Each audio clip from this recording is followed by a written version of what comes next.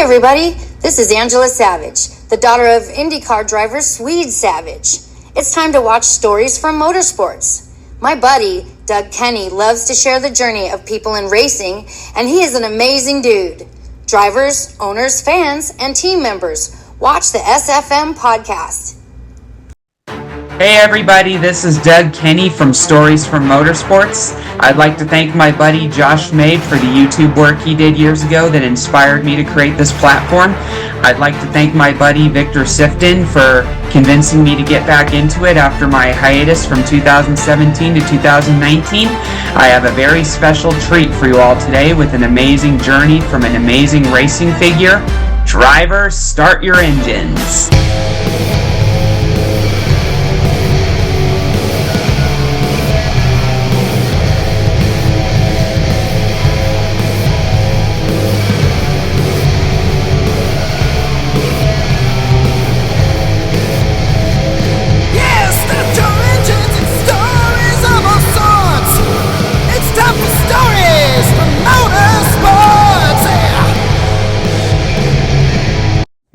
Yeah, definitely.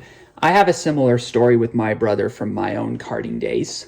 There was one race where he should have won.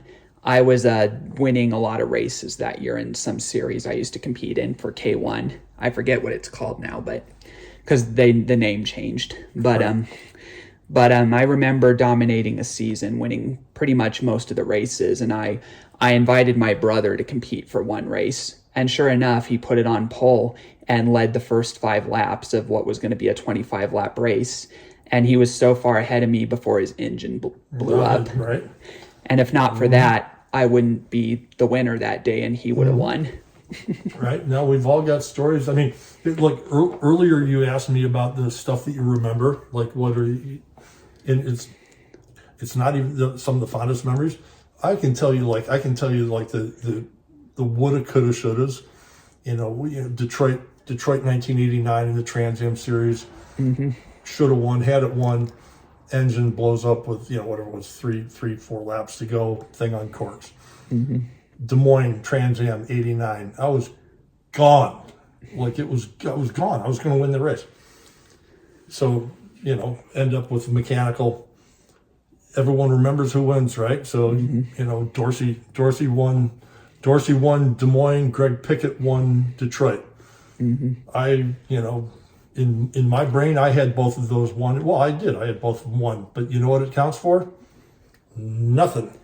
But because they won, I didn't. And but like I say, you were asking about what do you remember? Mm-hmm. It's shit like that never gets unstuck from your head. Yeah. I remember that stuff as clearly as any of the greatest days I had. The most bittersweet days are equally prominent in terms of what you remember. It's crazy. You think you try and forget that stuff, but you can't. Nah. Ron Fellows once told me that sometimes he wakes up at night about that Sonoma win. Or no, that Sonoma near win. Right. No, I bet he does. I mean, and it's not that you did anything wrong, or obviously you can't even change it. Yeah. But you know how close you were, and it's how it goes. But like you said earlier, sometimes you get lucky.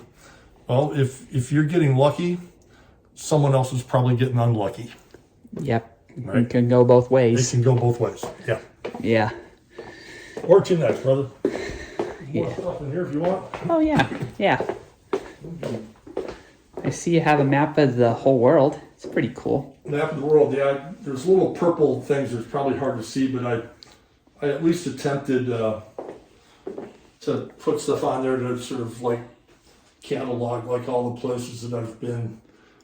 Unfortunately, some of the glue's fallen off some of the little glittery things, but got to travel the world, but that's sort of fun. But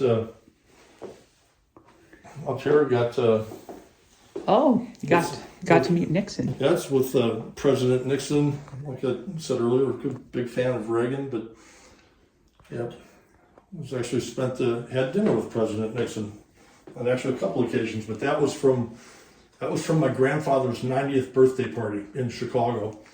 And literally sat right next to President Nixon. We sat there for hours. It was pretty cool. Was this his post-presidency? It would be post-presidency, about 20 years. Or 20 plus years, yeah. So that would be... in the 1990s. Yeah. Yeah. But, and then there's another Ron Burton. So he did that painting of... that was an IMSA race at Road America, and it was 1987. It was a huge amount of rain, so that was a rain picture. And so that was a race that I won, so Ron did a little painting for me there. Actually co-drove that car with Paul Dallenbach. We mentioned Wally Dallenbach, Wally Junior, and Paul and I drove that car together. Actually drove that car in other races with Bill Adam, who was another great friend. So had some good times. Yeah. You can see the open face helmet in there, one of the ones that we were talking about earlier. Yeah. So far, the only Dallenbach I've met is Mike, who was the steward for Trans Am a while ago. Right, okay. Hey everybody, I hope you enjoyed today's video. Please hit like and subscribe if you did so, and please continue supporting our amazing guest. And everybody, we'll see you next time on SFM. Hi, this is Ted Warner speaking. While the checkered flag is waved for this program, stay tuned for next week for the next episode of SFM. Thanks to Doug Kenny for what he does for motorsports.